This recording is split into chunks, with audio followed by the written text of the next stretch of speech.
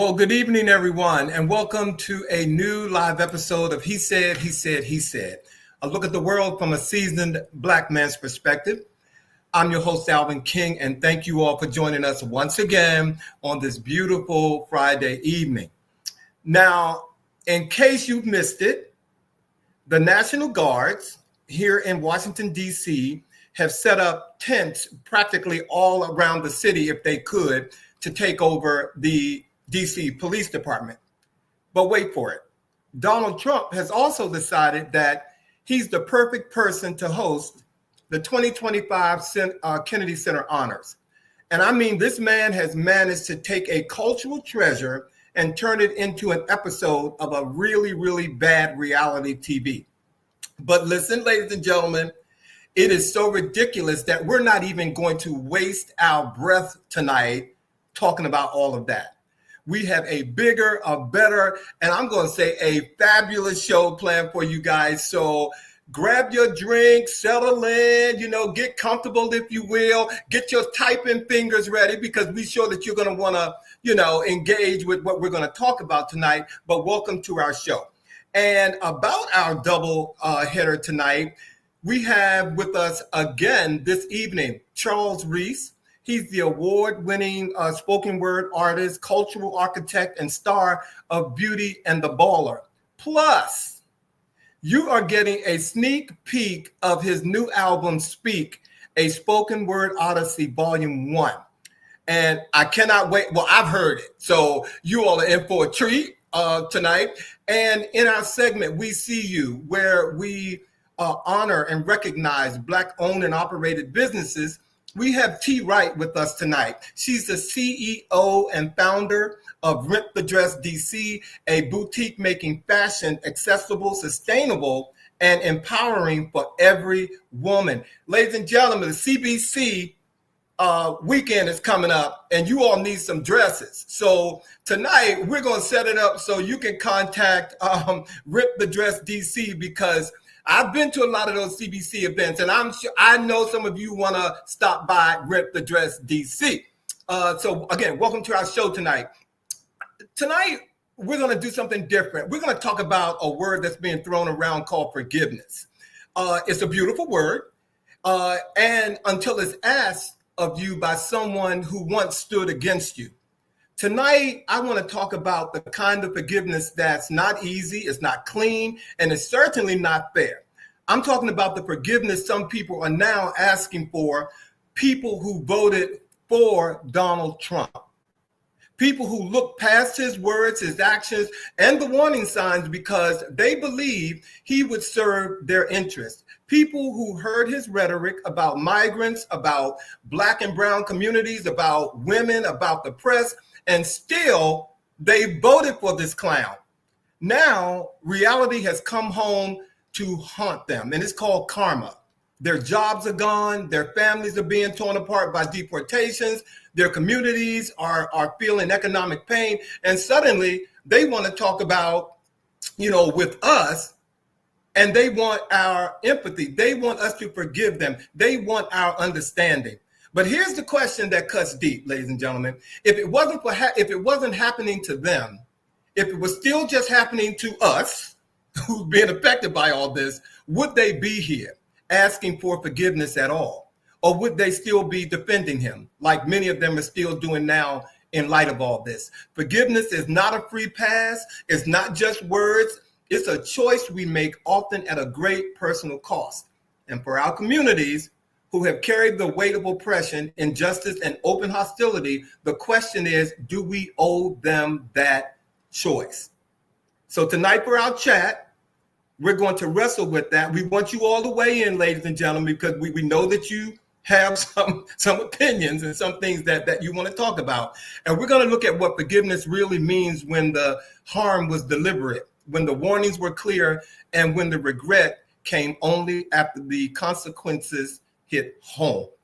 Again, welcome to our show tonight. We got a double header for you, and we're going to knock it out the park. So I don't do what I do alone, ladies and gentlemen. So if you all are ready, let's get on with the chat.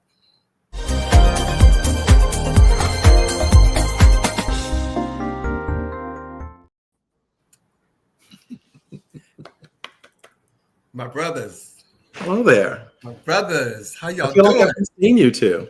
Huh? I feel like I've just seen you two. Just seen you. What he's talking about, ladies and gentlemen, we were out at a social this week, and that's rare. And we were all there. Okay. We the three of us were there. So it was great to see you all out this week. Great seeing you too. Great to see you. So you guys have a great week, first of all. Yes, thank you. Okay. Busy? Well, that's good, right? Not the place. Well, wait a minute. Our viewers have started to come on. Already chiming in. They already chiming in, so we want to say hello to them and welcome them. Troy Patterson, Monica Pleasant, Dr. Toole, welcome back. Robert, welcome back. Let me see. Michelle Sims, hey, love it. Michelle Bowie. Hey, me. We got the dual Michelles up in here tonight. Bam. Bam, bam, bam. Thank you all for joining us tonight. And for those of you who tuned in a little while ago, for our chat tonight, we're going to talk about this forgiveness that people who voted for this clown that some people are calling our president, are asking for from us. Some of them are some of our friends. To be honest with you, I'm not. Well, I'm sorry. They may not be our friends now. Not my friends. They may not be your friends now, but you knew them before. So I got like 4 questions I want to bounce off of you guys, if I can, and get you all's true, unadulterated opinions on them. Okay. Okay. Okay. So my first question to you and the viewers: if someone backs a leader like this person, and I had to call him a leader, knowing that he causes harm, but only regrets it after it hurts them personally, do they deserve forgiveness from the people who were hurt all along? Why or why not? I would say I'm not forgiving anyone, and it's not my place to forgive. And the reason being is that this is not new. Again, I'm not a fan of Ronald Reagan, and he did some things that really set the Black community back. And there are folks to this very, very day, including some Democrats, who think that Ronald Reagan was a good president. What we have now is a lot worse than Ronald Reagan in terms of the impact that it's having on the Black community, as well as the gay community. So with that being said, one should know better. One should know their history. And if you don't, it's not my place to teach you everything that you should know prior to going to that booth. So if you think that you are not that well informed, even though I believe in voting, don't go in there and vote because of some false reason you believe is going to benefit you and not think about the greater good. So I don't have a place for forgiveness when it comes to folks who are constantly voting for people that hurt the future of my nieces and nephews, my mother, my aunts and uncles, and 100 cousins. I get that. I will say that, my Christian faith calls upon me to be able to find spaces of forgiveness, just as I have been forgiven. I fall short. We are all works in progress. And I would hope that people would offer me that grace as well. That said, I am human and we are works in progress. And I will say to you that I have been praying mightily to find that space of forgiveness. I have not found it, to be very honest with you. It is not a place that I have gotten in terms of people that, as Sean was saying, knowingly voted for someone who just causes such immediate harm to so many people and the future of what we know as our country. So I have not gotten to that space yet. I pray, in all honesty, to get to a space of forgiveness because I believe it's necessary to move forward. But I have not reached that space as of yet. Well, first of all, I'm going to echo what Troy Patterson said. Good evening, Herbert. And Troy was pretty short to it, right? I'm echoing what Troy Patterson said because I can't really say what it really means. But to that point, I don't have any room for forgiving anyone right now because, it's like we're spiraling out of control. Mm-hmm. So I did have someone whose brother was deported. And I know them, and I knew that they voted for that person, and I'm kind of close to them. I don't forgive them for what they did. And so, I am a spiritual person like you, Bobby. So my answer is no. I don't have room to forgive you right now, which takes me to my next question for you guys. How do we forgive people for their political choices that hurt marginalized communities while still holding them accountable for the damage that they've caused? How do you forgive them? I don't believe you have to offer forgiveness in order to heal yourself. And so I think one can heal without forgiving a transgression that happened upon them. Some disagree because some people say that forgiveness is you forgiving yourself. I don't know. So the way I balance it, those principles is again, I'm not the best when it comes to compartmentalization of things. I tend to just like walk away. And how do I hold them accountable? When they cross my path, I remind them of their transgression. And then I say my piece and I walk away. I guess I'm of the school of belief that kind of what Troy had mentioned about being out in the streets and doing the work. I believe that, an apology, and that's something we haven't spoken about. Are we being expected to give forgiveness before someone has apologized even for what they've done? Because for me, before I'm offering you forgiveness, I really want to have a sense that you understand the error of your actions and your behaviors, because there are consequences for everything that we do. And so, as I often say to my students, your apology rings hollow if it is not followed by changed behavior. Mm-hmm. If someone does something and then they're just simply saying, I'm sorry, and then they're going to go out and vote for another person who directly harms other people, it just, so for me, it's changed behavior that's really big in terms of accountability. What are you doing to address, or if you will, correct your previous action? So you both and Troy just spoke to like my third point or question. Should we forgive someone only if they truly mean it? Of which I don't know if they do or not. Well, should we forgive someone only if they truly mean it, or does it also depend on what they do to make it right? And I'm going to say your actions are greater than your words for me. But in a situation where you voted for this person knowing what type of havoc he was going to wreak, how do you explain that? How do you explain accepting them? How do you explain forgiving them? And I know people whose parents are Republican, but they're not. I think for me, some of it has to also do with the context of my connection and my relationship to you. Mm-hmm. If you are someone who really considers yourself my friend, someone who really cares about my personal welfare and interest, and you've gone out and voted for someone who literally is taking away my rights as a human being, as a citizen, and deeming me it's one thing to just take the rights away, but literally placing my life in danger, then you can't really be my friend, because friendship requires reciprocity. It requires sincerity. And so there are people that I have chosen to not have in my life as a result of some of their decisions in this way. Well, before you speak, Sean, I said something which I felt to myself that was like an open statement about I have people who have their parents are Republican or they're not Democrat. And I have found myself just completely removed from them at all. I don't dislike them. In fact, I feel like they dislike me because, you're the one who don't care about, the fundamental rights that I have as a human being to be Black, to be gay, to be successful, to be smart. You don't care about any of that because you put that person and their beliefs before me. So it's not me who don't like you. It's you who don't like me. So I just wanted to make sure that I got that out. I'm sorry.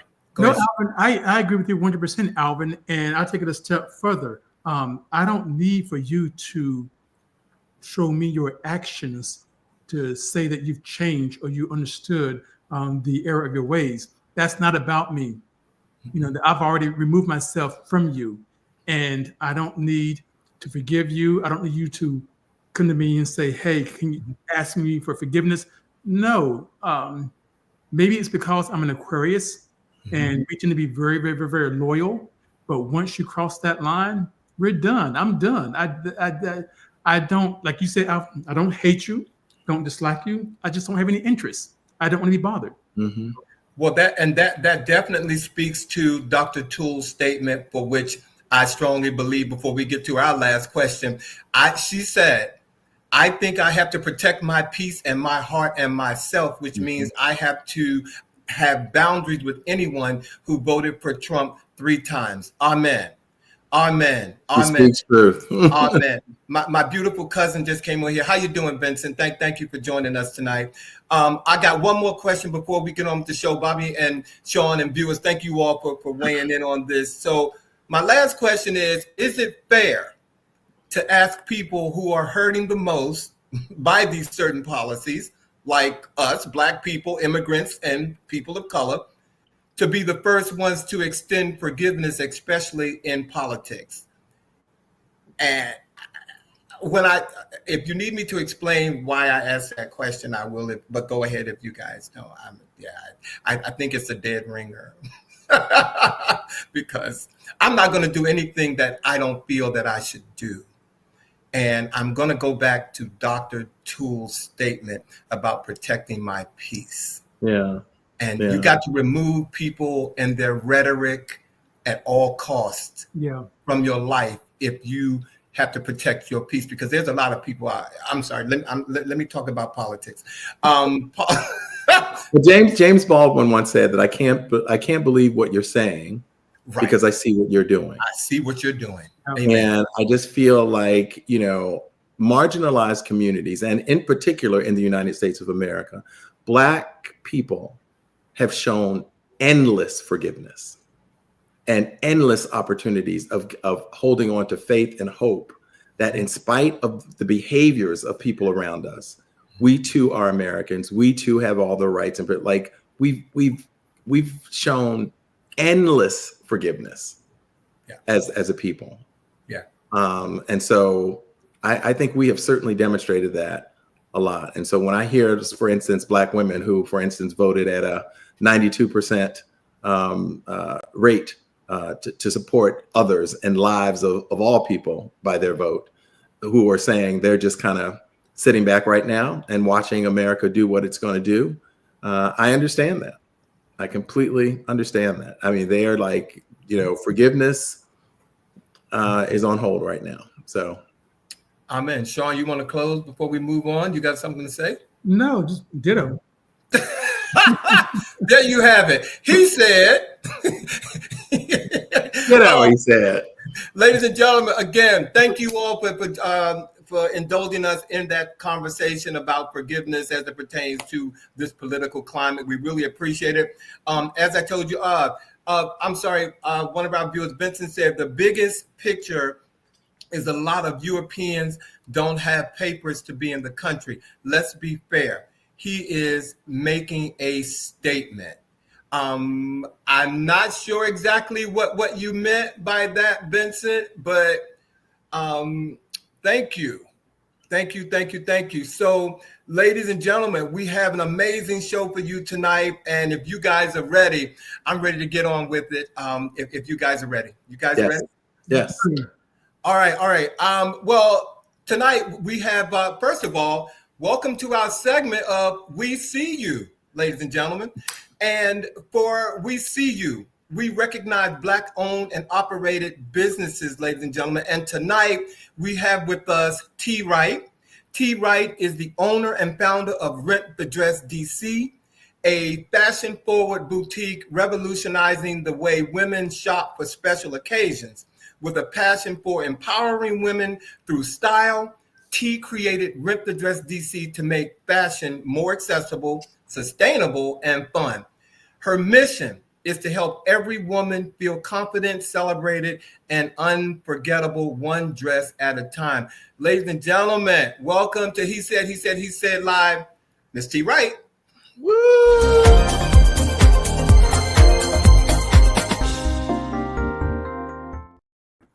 Hey, Tee. Thanks for having me. You guys are so good. Oh Don't sound so surprised. I can't. And I'm not surprised, but the conversation was so good. And to my Aquarius brother, Aquarius, had to shout that out. I'm just like, conversation was really great. So thanks for having me. Thank you. We certainly tried. You know, we call ourselves not a news show. We don't even label ourselves, but we know one thing for sure: we are a resource to somebody. Okay, somebody wants to hear what we have to say. So, welcome to our show again. Congratulations on Rent the Dress DC. So, I'm just going to kick it off right now to keep us moving. So, T, spend a moment to tell us what inspired you to launch Rent the Dress DC and how, if at all, your personal journey has helped shape your brand. Oh my gosh, of course. So I started this as a personal stylist in DC. And I just want to shout out Troy real quick because I saw he made a comment about Troy. The two of them are very dear to my heart. So yeah. So I started as a fashion stylist, right? Personal stylist. And in that journey, I saw a need. Like women were looking for dresses and they want to look good, but they don't want to have the clutter in their closet. And I had so many women coming to me talking about how they could rent a dress, or can I buy this dress and return it? You know, we all do that. It's unspoken, but it's been done. And also just about being in a space where they can feel special and wanted. And that's where I birthed Rent the Dress DC. I mean, I'm not the first person to have this module of renting, but it's unique because it's a local boutique and there's nothing like this in the DMV area. And you get special VIP treatment from me. And it's more like you're coming into your girlfriend's closet to shop. And also it's so important for me to be size inclusive, because that's another thing that women struggle with. Like, you know, women, we are all shapes and sizes and we're all beautiful in our own right. And sometimes it's hard to find that. And it's important to me to include all women, to make all women feel special. And that's where Rent the Dress DC came from. And I sat with it for many years and just afraid to like jump out there, as many entrepreneurs, right? Right. And I had the great opportunity. My aunt, she owns a suite in District Heights, Maryland, and she had a space available for me. Her shop is the Brat Box. Her name is Geneva Coleman, and she had a spot available for me. And I said, you know what, this is my time. Like, this is the time for me to just go ahead and do the thing. It's scary, but it's so needed. And my first mission before renting dresses is always to empower women. So that was important to me. And so I made the step out there into this scary space, but I'm so glad that I did it. I'm so happy that people are seeing me. I just launched in December. And so I'm fairly new in this space, right?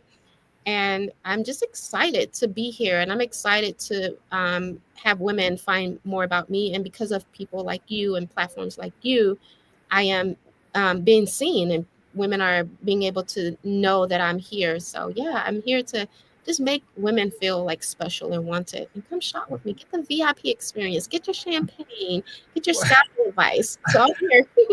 Well, thank you. I'm glad that you got out of your way. Yeah. That's I'm glad that you got out of your way and that you're here with us. Thank you. Thank you. It is clear that you have an eye and image, and all of that is really important. I love your logo. I want to tell you, nice, clean. I love it, and so forth. Tell us a little bit about, in your mind, the most tangible way that Rent the Dress is changing the way that women in DC are looking for just for a social occasion. Because, you know, we got a lot of social occasions in DC. So. Oh, we have a lot of social occasions, and we have some big events coming up. And so for me, it's I'm taking the stress away from women, right? I'm taking the stress away from worrying about like if my dress is going to arrive on time.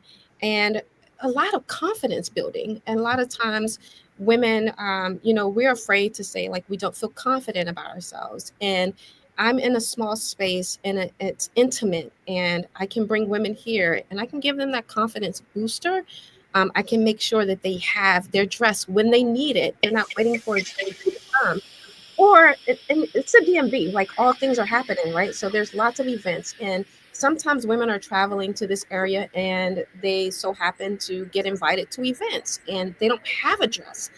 And I am providing that for them. So it's like your last minute stop, but it's not just like I'm going to a big box shop and pick No out name store. no names.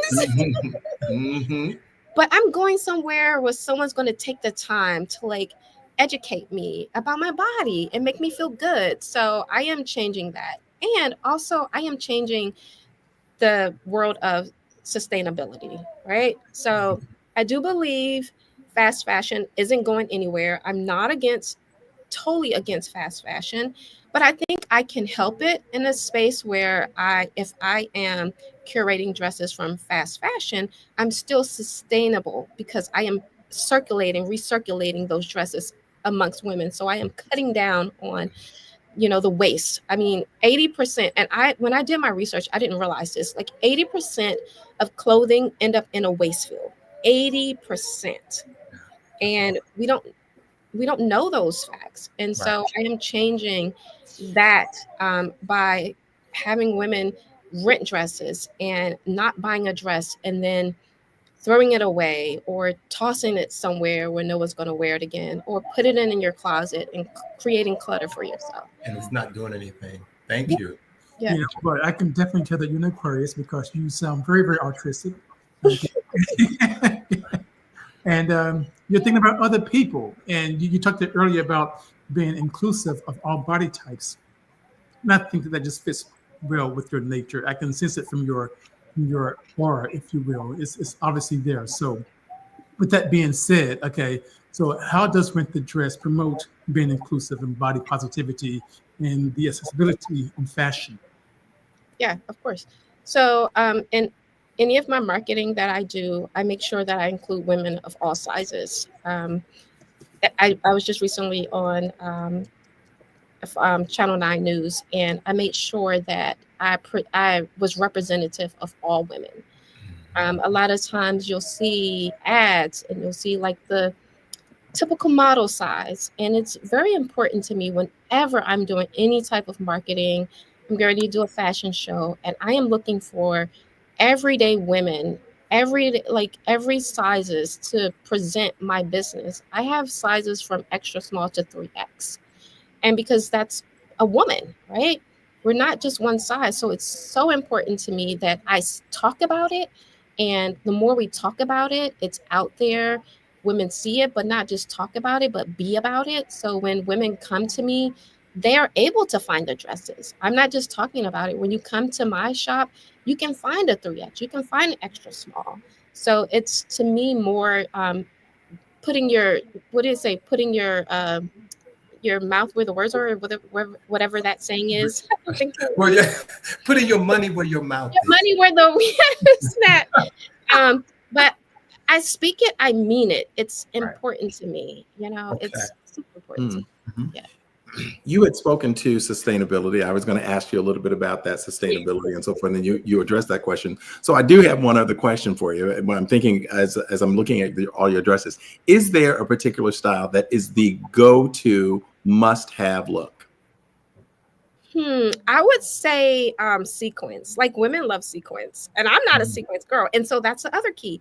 When I shop, I'm not shopping for what I like. I'm like studying women. I like to see like what women like. And women love the bling. They love the bling. So when I'm shopping, I'm like looking for like all the like sequins and glitter and glitz and all those things. I'm more like a simple type of girl. Once in a while, I'll jump out there and do something sequency. But yeah, you definitely have to study women. You have to talk to women. What do you like? A lot of times when I'm shopping, I'll ask my friends, like, do you like this? Would you wear this? And it's not just about like what I like or what other people or what I think is attractive. It's like, what do women like? And so that's important to me. So yeah. It Thank sounds to me, T, that you have been doing a lot of learning, and of course, you're entrepreneurs. So, and like you said, women, there's no monolith. This is diverse. So, with that and all the learning that you've done, what has been your biggest lesson in building a brand for a group, for a ground up, or from the ground up, I should say? Excuse me. And how do you stay inspired during your challenges? So first, let me start with how I stay inspired, because I think that's important, right? I stay inspired by keeping myself around other entrepreneurs, not just like other entrepreneurs, but my friends, like people that are involved in my life. They keep me going when I'm feeling like depleted or I can't do this thing. I can, even if I'm not doing something, I can attend something that they're doing, and it inspires me to like keep going. So surrounding yourself with those type of friends and family members, I think that's what keeps me inspired. And then also just being a woman, like I'm a woman's woman, like Mm-hmm. of all things, like I think it's so important. And for me to encourage and promote and inspire other women, um, that keeps me going. And I don't know. I've been in a space where I've not felt good about myself, and I know what that looks like, right? So I want to be the woman who is helping the next woman, because I'm in a different space in my life, right? So I know that it's a lonely space and it's hard to like come out of that. So if I can, and it's like each one teach one, like when you get to the top, you reach down and you pull someone else back. And that's important to me. That's what I was taught in growing up with my mom. My mom was in fashion. Um, and my mom, she is very religious, and she taught me those things, like to look out for the next person and to be a good human, like to be a good human. And because I love fashion, that's where I practice being a good human, is in fashion. Love it. Love it. Love it. Well, I have the honor of having the last question before I let you go, T. So I don't know if you know it or not, but I have a fashion background as well, probably as you know. So I have a question that I actually didn't put in the line of question, but I'm going to ask you. Tell us how did you obtain your collections? Are they via consignment? And if yeah, how do you go about doing that? Oh, so there's different channels. So I do consignment. There is an amazing secondhand store here called Fia's Fabulous Finds. It's in DC and Northwest. Mhm. So I shop her collection at her store. So I have some consignment things. Also, I have an amazing support system. Like when people talk about like family, oh, don't count on your family. I'm lucky. My family, I have my sister-in-laws, who I hate to call them my sister-in-laws because I love them. They're my sister in love. They will be at a consignment shop, and they know I have my shop. They will see dresses. They will send me pictures, and they're like, "Do you want this dress for your shop?" And I'm like, "Yes, girl, give me that." And since I've launched, I've had so many women reach out to me to say, hey, I have this wedding dress. I have this prom dress that my daughter wore and she only wore it once. Do you accept donations? And I'm like, yeah, I do. And then, of course, I shop. I shop online. I curate a lot of dresses from, I do shop fast fashion for some of the dresses. I have some designer dresses. I have some fast fashion dresses. And so I'm just like keeping in lines of like what's in style, what women are looking for, what looks good on a woman, what's sexy, what women love. And then I shop those things. So it's a wide range of different ways that I curate my dresses. Well, thank you. And I see my cousin who knows that I am a fashion guru, and he's asking some questions. And unfortunately, viewers, I can't type into so I can type back at you because I don't want to interrupt our guest. But I did put her the email. I'm sorry, yeah, her website. Go to Rent the Dress DC, and to my beautiful cousin, you can get all of those questions answered if you go to the website. So please do that. I wanted to type that in the comment section. How you doing, George? But I can't do that. So T, one last question before I let you go. What advice would you give to aspiring entrepreneurs like yourself, especially women who want to break into the fashion or rental industry? I would say, I mean, it's so cliche. People say, like, don't give up, but it's so true. Like, keep going. You're not going to, it doesn't happen overnight. And don't be afraid to reinvent yourself. I mean, I've moved from different spaces in the fashion industry. And a lot of times we're so fixated on doing this one thing, but find what works for you and make that thing happen. And then surround yourself with like minded people. That's another thing that's like so cliche, but it's so important because they understand you, they understand your journey, they understand the fight, they understand the struggles. And when you need somebody to call and cry to, they understand. They're not going to look at you like you're a weirdo. Like, why are you crying right now? It's because I'm in business and I got to make this thing happen. But definitely, like, surround yourself with people. And I always say this, I'm going to say this forever: be a good person. It Yes. goes a long way. Amen. It goes a long way. Be a good person. When you're a good person, good things happen to you. You're able to make things happen in life. And you're not doing it as a return, but you're doing it because it feels good. It feels good to be a good person. So that would be my advice to another. I love you. Ladies and gentlemen, please in the comments section, y'all can hit click, or I don't know if there's some icons there, but please give it up for Tee Wright for being here from Rent the Dress DC. You are making my life easy, T, because when women call me now, I'm sending them to you. Okay. Well, I'm sending them to you, but I might have to work some things out. But I'm sending them to you. You know how that goes. But thank you for being here. Congratulations. You Thank are you. as beautiful, on camera as you are in person. Thank you. And I just love what you're doing. So thank you for joining us tonight. Thank you. Thank you. For having me. Yeah. Thank you. Thank you. Well, ladies and gentlemen, Wow. okay, again, Rent the Dress DC. Look, Oh my God. if you know somebody who knows somebody who knows somebody, take them down there. Get Okay. a dress, and her positivity just like comes through. She's Come She's an on. Aquarius. What do you expect? You said what? She's an She's an Aquarius. What do you Aquarius. expect? Okay, Sean. And Mhm. the moon. Okay, Sean. Mhm. All right, ladies and gentlemen. All right, again, welcome everybody who wasn't here at the first half of the show. I see my brother Stonewall Jason is here, ladies and gentlemen. Herbert, thank you so much for giving us an applause tonight. Well, again, the special show continues. And tonight, ladies and gentlemen, we have a gentleman who is back with us for the third time, ladies and gentlemen. Every time he's back, he has grown and has grown, and he has grown to Grammy status now, ladies and gentlemen. So if you can, guys, can I go ahead and introduce our next guest? Let's get him in here. Let's get him in here. All right. Look, I'm sitting up here nervous about this one, ladies and gentlemen. Look, Charles Reese is a multifaceted artist, producer, and cultural architect, founder of Teeth and Eyes Communications, renowned for projects that celebrate Black legacy and foster intergenerational dialogue. As a voice, arts, and awards winner for outstanding spoken word performance and a Grammy voting member, Reese seamlessly blends storytelling, live production, and music to drive cultural impact.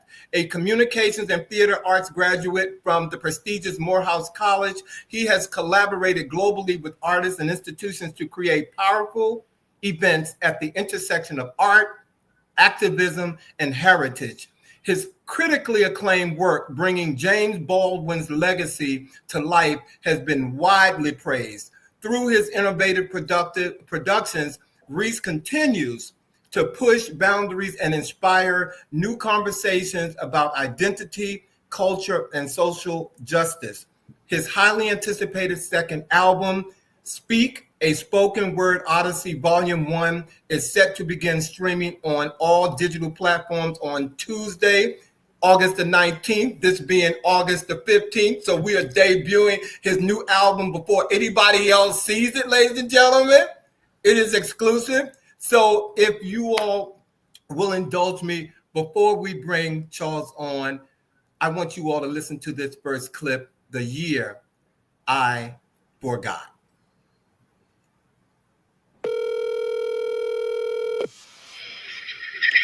Welcome to the Charles Reese Experience. At the sound of the tone, please leave your name, your number, and a brief message. And guess what? We'll get back with you as soon as possible. Have a great day. Accomplishments. Accomplishments represent triumphs of everlasting feet to you, because it was sight without seeing during times of uncertainty to where this road is leading, pleading, heeding change, where we are not the same. Your theory among history's plain matter has transformed, being beyond limitations and hesitation of formations, grabbing life's magnetic force to be alone with substance, sustaining breath, relived life, celebrating yearly ritual of origins, bringing new sights afloat on this day of your birth. Happy Earth Day.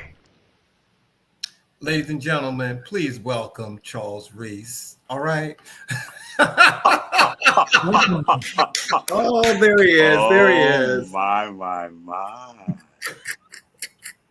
Hello, everybody. How you doing? Charles, but before we go on, I want to shout out, I don't know who the individual is, but someone is joining us from Canada tonight, okay? My producer just told me, so I just want to shout out, I don't know who the individual is, and I just want to say thank you for showing up with us tonight from Canada. Thank you. It's Rick Ehrlich. Rick. You know what? Well, you know Rick.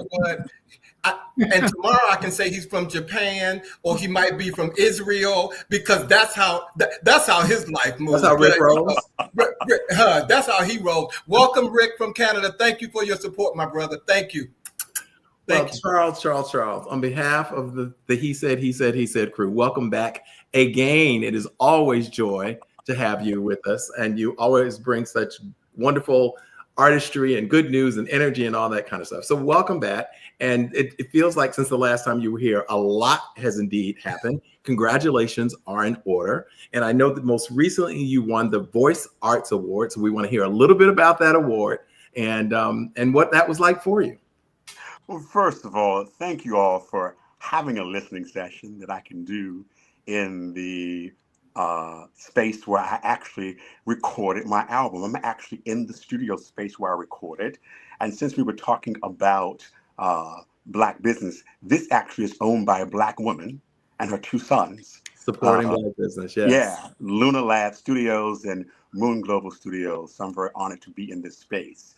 As it relates to the Voice Arts Awards, the Voice Arts Awards are what we call the AKA, just like the Oscars. It is the Oscars of voice artists that you hear on your promos, TV programs, and all of those announcement people that do that kind of work. So that's what the Voice Arts Awards are.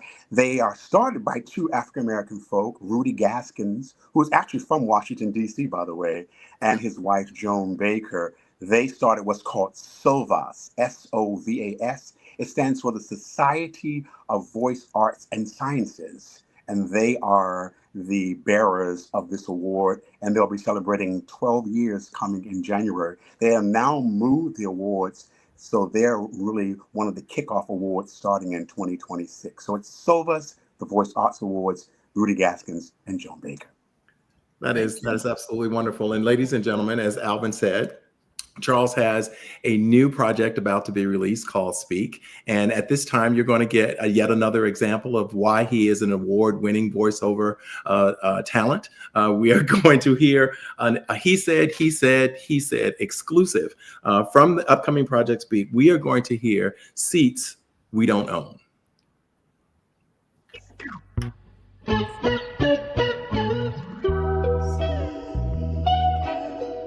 We don't own seats bought by tax dollars and apparatuses of doom to fill the blood shedding of a young African children in the streets of anarchical, colonized, non-libertarian formations of repressing real democracy, where we are unanimous in united measures to sustain.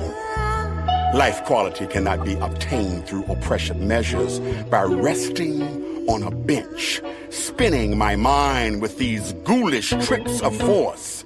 I write in pen, signing black or blue. I write in pen, signing in black or blue. I write in pen, signing in black or blue. Where is the white ticket? Wicked forces. Calling those of the past. Incantation falling upon the thought of liberation, liberty, freedom, freedom, freedom. Where we sit together on seats we don't own. Love it. Love it. Drop the mic. Let me just jump in really quick and say this. She's not a background vocalist. She's been by my side. That high-reaching. Her name is Arne Batson. She's a 2-time Grammy nominee that was formerly with Sweet Honey in the Rock. Oh, yes. Come on yes. now, bring it. Yes. Again, Charles, so this is my first time talking with you. I know that you've been on before. So again, thank you. It was great to listen to your work. But you are a Grammy voting member now. So again, congratulations on that. Okay. I know it's a big honor. Not everyone gets to vote on in that organization. So, but what was the process like becoming a part of the Recording Academy class of 2025? Well, first of all, Sean, welcome. I've been watching you for a little while, so thank you for holding space and being that third brother of he said. Grammy. So here's the situation.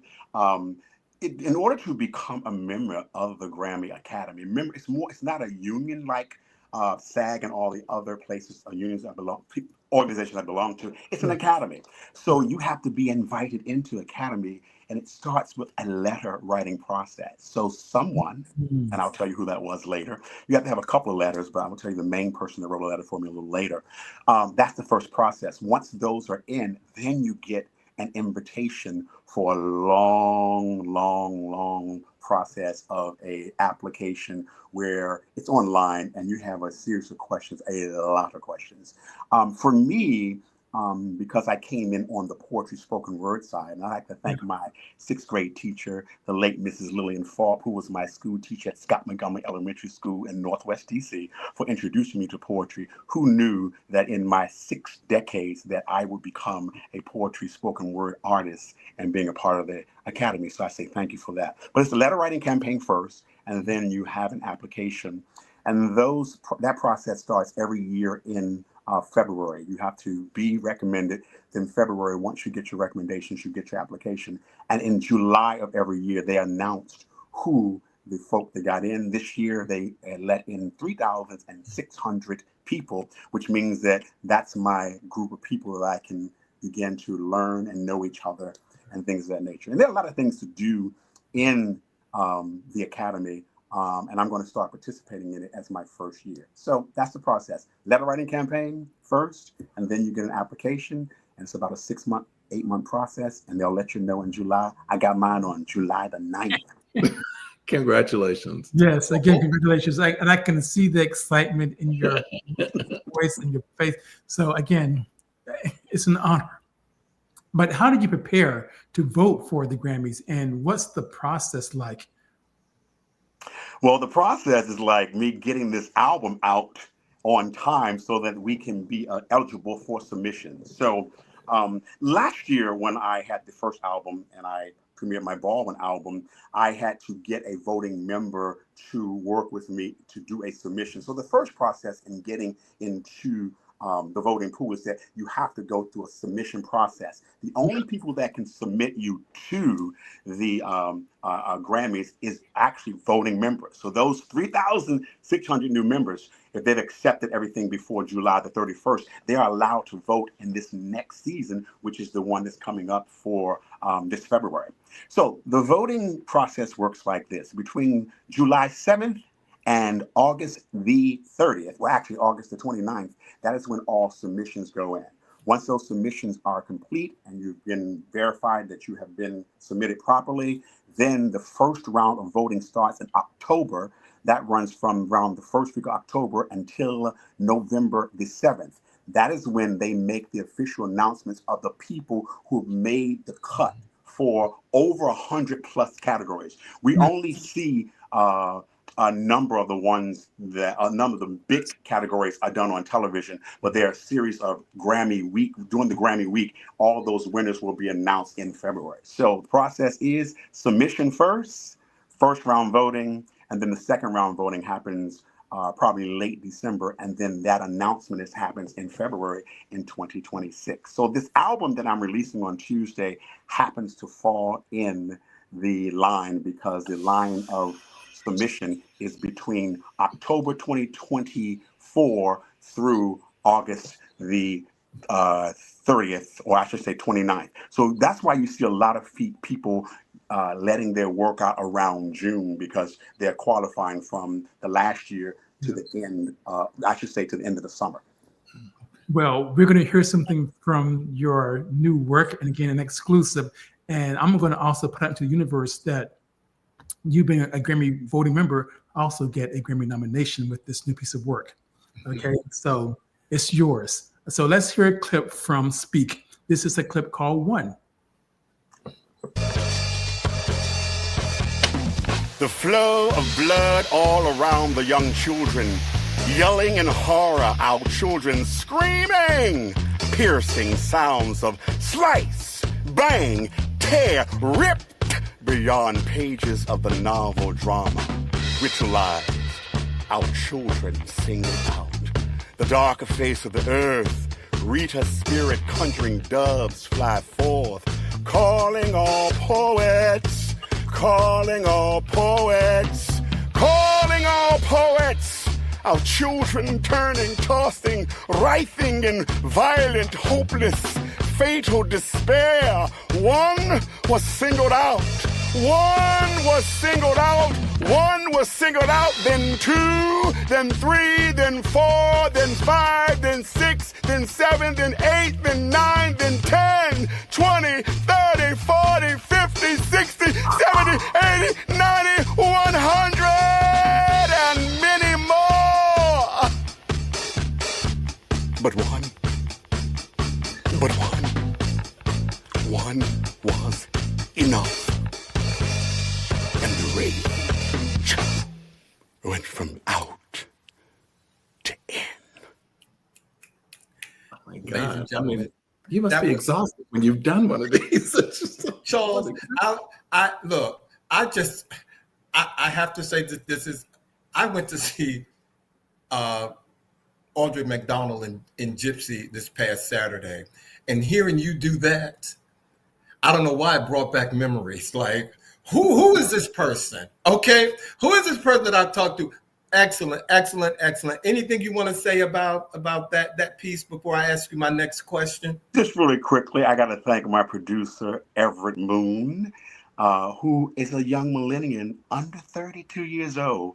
He helps me select music for all of these pieces. We have a very interesting procedure. He did my last album. So Everett Moon, Luna Labs Studios. Amen. Thank you. All right, Everett. Well, I want to also say hello to Arnold Falsetti. He's here, ladies and gentlemen. Some of you have come in here. I just want to make sure that we acknowledge you.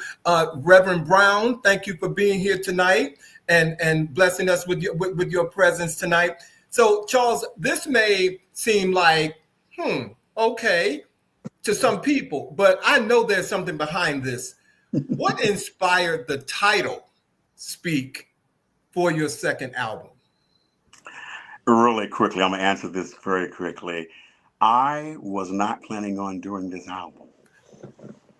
We ended up putting this together in 3 sessions and 1 pickup, and he's finishing up some things today so we can upload on Saturday to be ready for Tuesday. That's how that rose. I was just feeling that I need to speak about something. The word came to me, I used it, and I actually ended up, along with my writing partner, Irene Wiley, we ended up writing the title to the piece after I said it. Well, thank you. Look, okay, he just said what he said, ladies and gentlemen. You heard it. That's where the title came from. But we are about to play another piece from Speak, ladies and gentlemen. The next exclusive is one of my favorites. It's called Seasons. The season brings flavor to the earth, coloring nature of things turning from old to new growth through death's call. Freshness of green, changing orange, changing brown, changing leafless waves.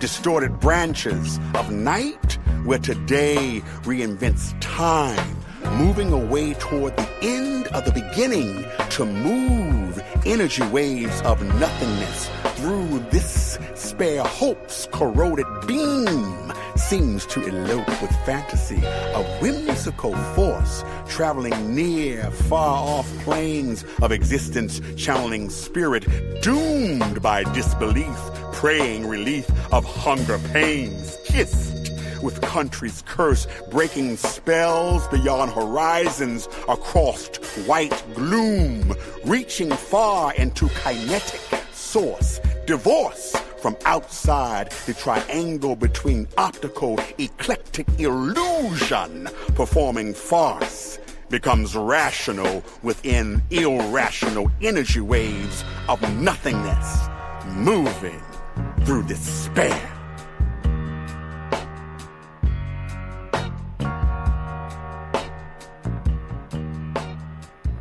I just want to get a glass of wine or something, just sit back and just enjoy this.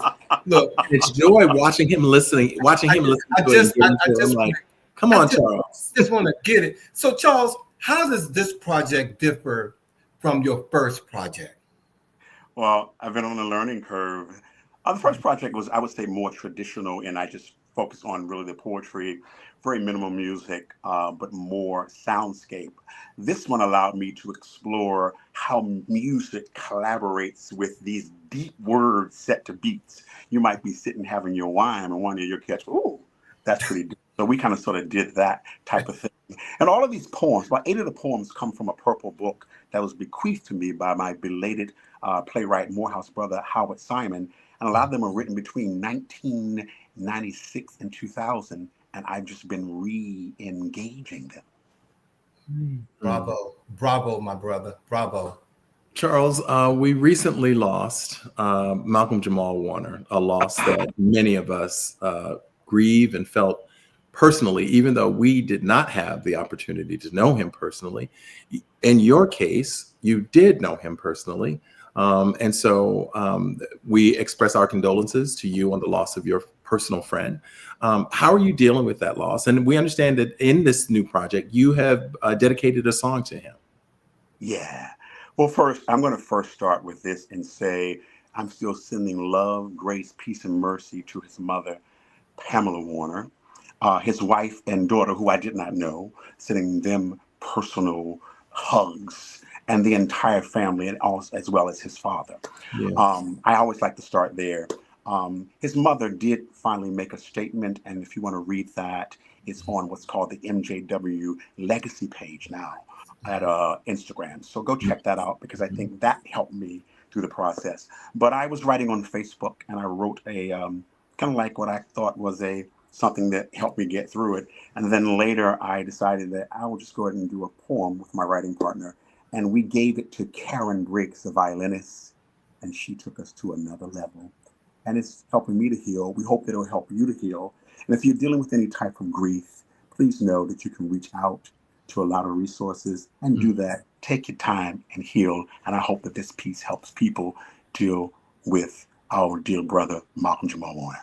Well, we thank you for sharing it with us. Ladies and gentlemen, we get now to hear the personal dedication to Malcolm Jamal Warner by Charles Reese. A poem for brother Malcolm Jamal Warner, actor, poet, musician, writer, director, activist, father, husband, son, and my brother in the arts. Malcolm Jamal, named for activist Malcolm X and musician Ahmad Jamal. Gentle, excellent, humorous, kind, compassionate, strong, beautiful, brilliant. Malcolm Jamal Warner, in remembrance, I call your name today as I hear you speak to us from the great beyond, saying, radical self-love is the most revolutionary act that we can impute. Your words continue to nurture our souls as the world mourns and remembers you, grieves with your beloved family, celebrates you eternally with love and inspiration. Wow. We speak his name. Malcolm Absolutely. Jamal. We speak his name. And what I mentioned this earlier, the reason why I got into the Recording Academy, Malcolm wrote me one of those recommendation letters. Wow. Wow. That that hits hard. It really does. Yeah. It's kind of interesting because you said that you weren't planning on doing this second album. So with that being said, what is next for you as an artist? A couple of things. I'll just do just a couple because I know timing is always a thing. But I'm celebrating my 25th anniversary of doing my work around Baldwin. 25 years ago, I was on Off-Broadway.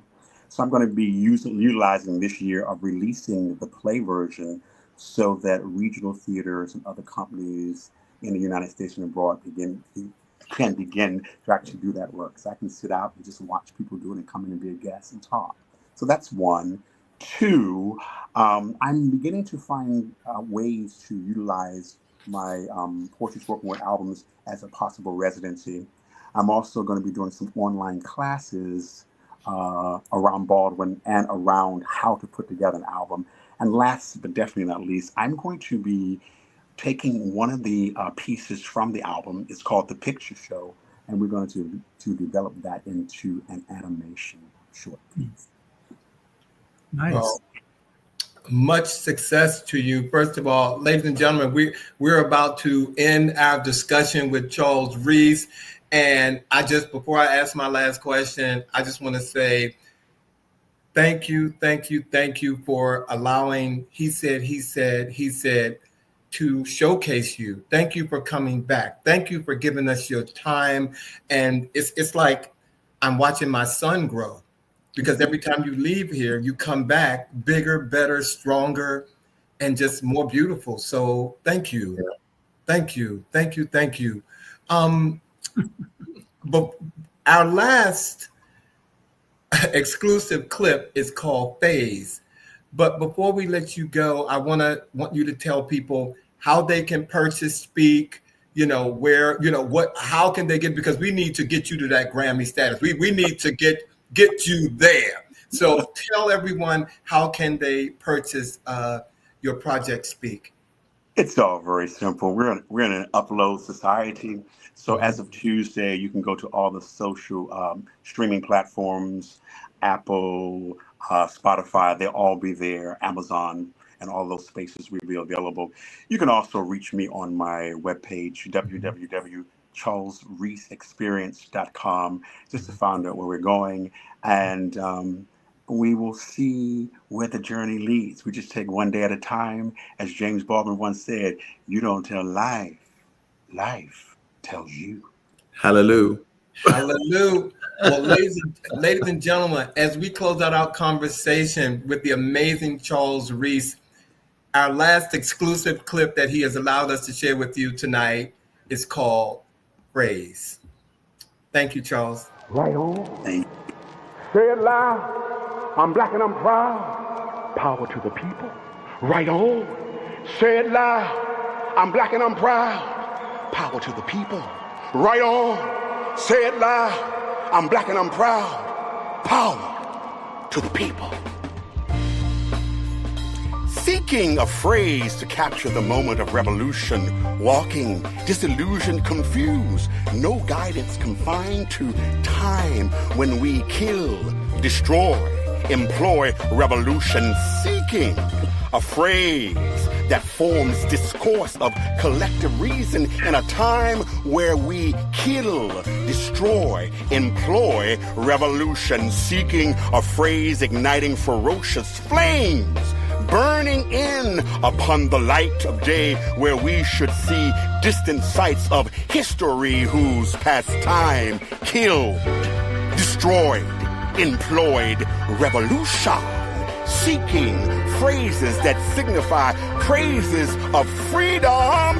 Right on, say it loud, I'm black and I'm proud, power to the people, caught in a daze of what could have been and might be progression toward mystery, the unknown, confusing haze, seeking the phrase. Right on, say it loud, I'm black and I'm proud, power to the people. Right on, say it loud, I'm black and I'm proud, power to the people.